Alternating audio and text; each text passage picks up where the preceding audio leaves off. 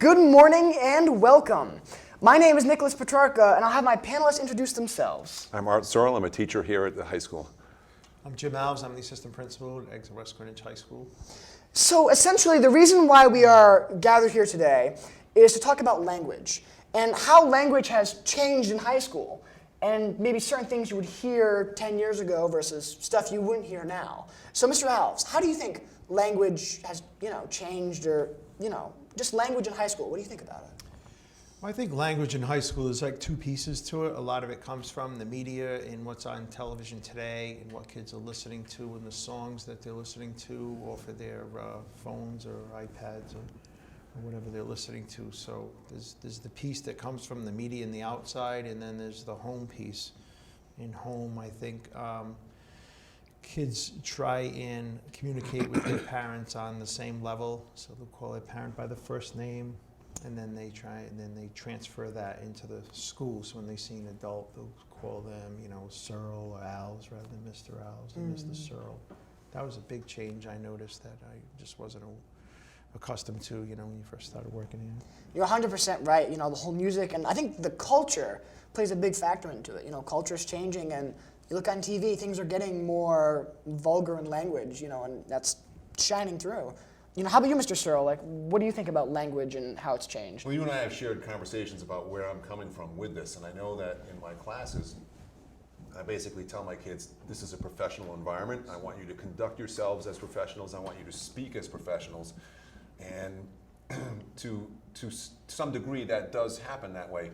But when I stand at the door of the classroom, holding the door open, say, between corridor passing times, and it's just it's unbelievable how many F-bombs are dropped during conversation. And these aren't kids that are mad at each other. They're not angry. They're not threatened. They're not in pain. But it's just become a way of speaking. It's part of the vernacular. It's the everyday language. And I just am amazed at that. And I think it does go back to the popular culture and the media with which we are all surrounded, and by which we are all surrounded. And I try to tell kids, listen, you don't have to cheapen yourself and lower your standards to that to which you are constantly bombarded, or by which you are constantly bombarded and exposed. So, yeah, I hear definitely a cheapness and a cheapening of conversation. I agree 100%. In the environment. Yeah, I mean, in your classroom, I've noticed people, you have, obviously put your foot down and said, we were in a professional environment, I'll have professional language. And it shows, because in your classroom, I've heard very, very few swears. Other teachers kind of are more lenient, and that's not bad, that's not good, it's just the way things are changing. And you're right about the whole, in the hallways, how the vernacular has changed, for example, if I were to accidentally step on a nail, I might say a word that, is not appropriate. But if I'm just asking my friend, how do you think that history test went, there's no need for me to swear and drop the same vernacular that I would. Yeah. There's no halo over my head. So stepping on a nail, yeah. And I ripped a pair of brand new pants. The first time I ever wore them, I hooked them on a rough edge of a table in class. It just ripped the seam right open. In class. Okay. In class. And I said some things that I probably would get in trouble for saying today. I'm not hearing any of this. So. This was before your time. It was in the 90s. And so there's no halo over my head. So there's time and place for everything, though. It's not part of how I speak on an everyday basis. And I tell kids that, listen, if the light falls off the ceiling and smacks you in the head, what do you have left to say? If something truly bad happens, what's left? I'm going to think, well, he's just having another conversation with himself or his friends.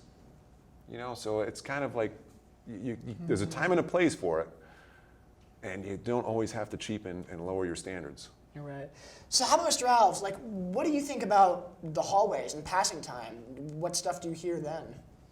Well, I think that's where it gets, gets really loose, because kids are communicating with each other, and then they think that because the other person will see them, have more respect for them because they're speaking like that, because that's what the rap artists or whoever they're listening to do. So you want to be like that person and get the respect that those kids are given to that person.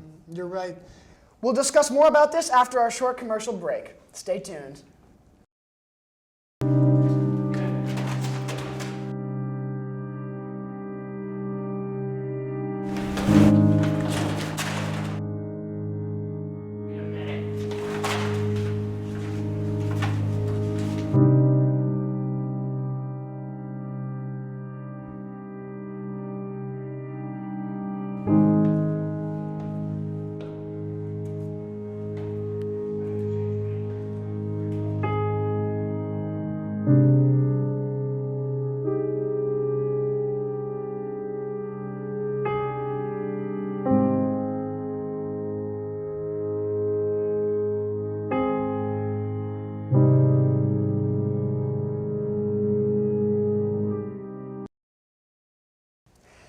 And welcome back. So before we left, we were talking about how language kind of has changed in not only our school, but in the world around us.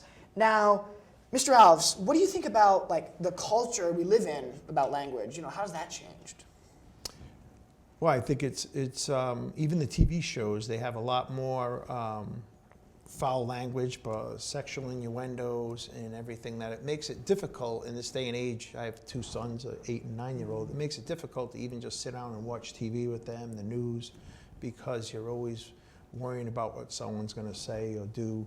Whereas years ago, the shows were really about good principles and principles that you wanted in the home and you wanted in people, you know, and it always had a resolution at the end of the show where what was going on that was wrong was corrected in the end. You know, it always ended with some kind of resolution for the good of everyone.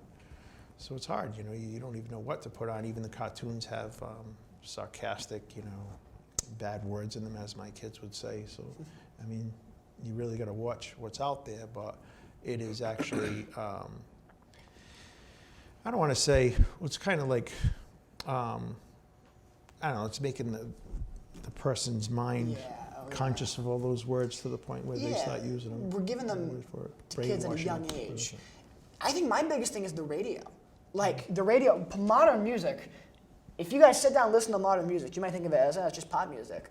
But a lot of it has very sexual innuendos. It has very, and they do censor stuff, but the message is still there.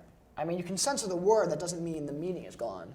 And I think kids pick up on that, and I think it's becoming increasingly prevalent. You know, how about you, Mr. Searle? What do you think? Well, during break, we were kind of kicking around the idea that the language evolves, and I wanted to just talk a little bit about, you know, for me to call somebody, when I was 5, if I called somebody a jerk or a pissant, I was pretty sure that I was being told that I was on my way to hell. And that because you just didn't say that, and that was really a blasphemous thing to say. I'm sure that when Gomer Pyle said, golly, it probably meant something a lot different than it would right now. Now we would look at that and say, that guy's an idiot, what's he talking about? But it probably meant something that we could easily translate to, that I won't on this set today. Yeah. You know what I mean? So I understand that the language is evolving and that things that may have offended me or my parents or their parents have become part of the vernacular and part of the way people speak. Yeah, you're right. I think I'm a firm believer in, you said this before, there's a time and a place for everything.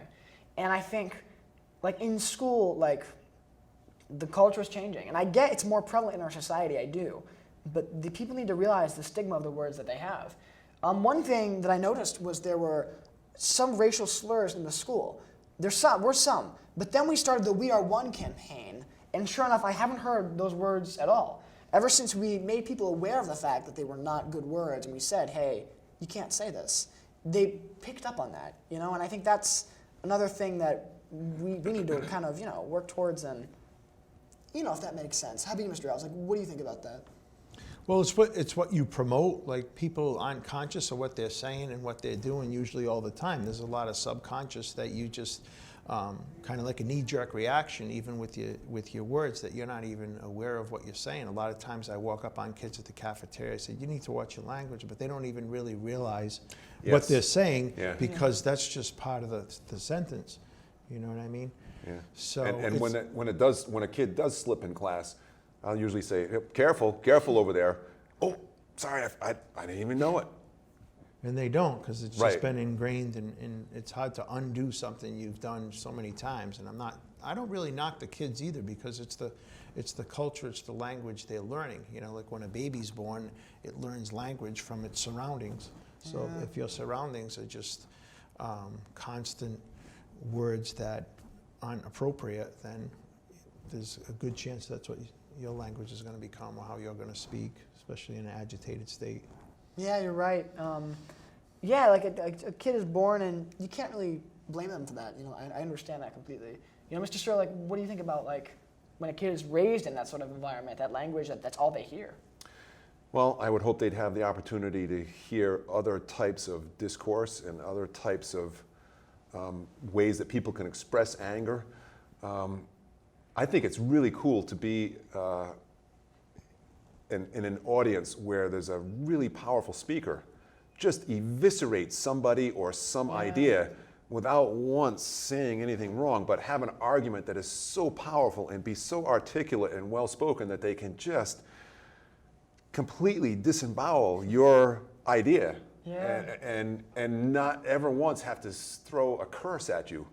That's powerful, and I would hope that kids have a chance to be exposed to that type of argument, because I think it's that type of discourse, I think it's equally as powerful.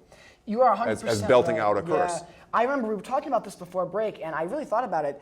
If you have a stronger vocabulary and you use that to destroy someone in conversation without even saying a single swear, that is way more powerful than, you know, just dropping, you know, some really not okay language.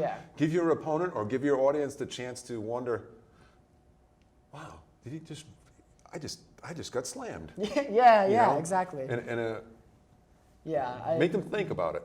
And people will respect you being articulate rather than using those other words. Yeah. Well, the ones that, you know, can catch on and follow. All right, I'd like to thank my panelists so much for being here today. I had a wonderful time, and tune in next week. Saved by the bell. All right. I'd like to thank my panelists for being here today. We had a wonderful time. Thanks to you. So tune in next week at Knights of the Round Table.